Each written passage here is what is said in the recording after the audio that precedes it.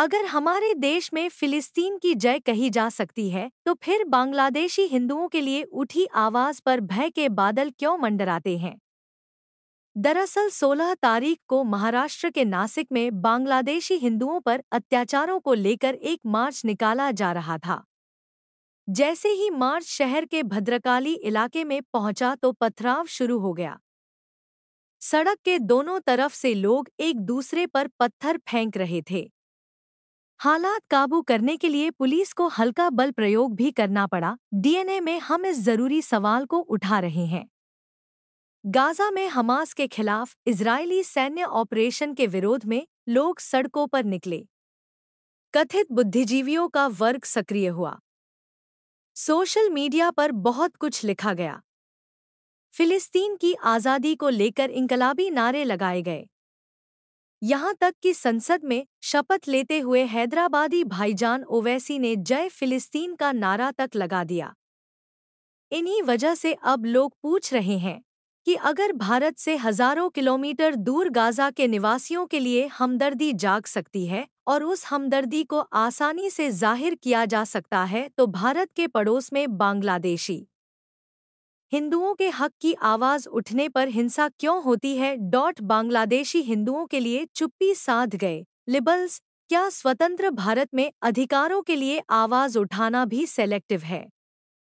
Gaza की आबादी के लिए कथित बुद्धिजीवी और एक्टिविस्ट लगातार आवाज बुलंद करते हैं, लेकिन नासिक में बांग्लादेशी हिंदुओं के लिए मार्च पर हमले को लेकर यह एक्टिविस्ट लॉबी खामोश हो जाती है। इसी सेलेक्टिव एक्टिविज्म और समर्थन को अब कटघरे में खड़ा किया जा रहा है।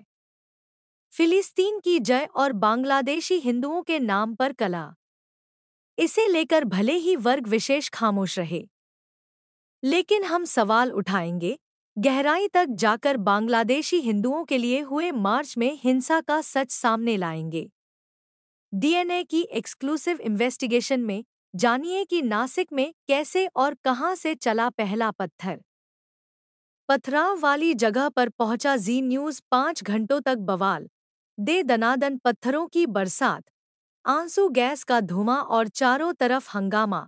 नासिक में बांग्लादेशी हिंदुओं के लिए जो मार्च हुआ, उससे ऐसी तस्वीरें सामने आईं। नासिक में हुए इस बवाल का सच जानने निकले जी न्यूज़ रिपोर्टर योगेश खरे और उनकी पहली मंजिल बना वो इलाका जहां हंगामे और पथराव की शुरुआत हुई थी, यानी नासिक का भद्रकाली। नासिक हिंसा का जो वीडियो सामने आया था, उसमें साफ नजर आ रहा था कि सड़क के बीचों बीच दोनों पक्ष एक दूसरे पर पथराव कर रहे थे। लेकिन बड़ा सवाल ये, पहला पत्थर किसने चलाया? हालात को किसने सुलगाया? इस सवाल का जवाब मिला भद्रकाली में बनी बड़ी दरगाह से। बड़ी दरगाह से फेंके गए मार्च पर पत्थर। बड़ी दरगाह से निकले लोगों ने हंगामे की शुरुआत की, लेकिन ये हंगामा सिर्फ मेन रोड पर नहीं रुका, बल्कि अंदर की सड़कों पर, जहां जहां से मार्च निकालने की कोशिश की गई, वहां पथराव हुआ। पहले दरगाह की तरफ से पत्थर आए, फिर घरों की छतों से। बांग्लादेशी हिंदुओं के लिए निकाले गए मार्च में जो हिंसा हुई, उसकी चपेट में ना सिर्फ लोग आए बल्कि पुलिस वाले भी नहीं बच सके। जब पुलिस वालों की पत्थर बरसे तो पुलिस ने बल प्रयोग करना शुरू किया। बांग्लादेशी हिंदुओं के लिए उठाई आवाज कबूल नहीं। अब नासिक के भद्रकाली इलाके में सन्नाटा है, लेकिन इस सन्नाटे की बड़ी वजह पुलिस की तैनाती है। वर्दी के डर से हंगामा करने वाले तत्व सड़क पर नहीं आ रहे, लेकिन दरगाह की तरफ से पहला पत्थर आना साबित करता है, कुछ लोगों को बांग्लादेशी हिंदुओं के लिए उठाई गई आवाज कबूल नहीं थी।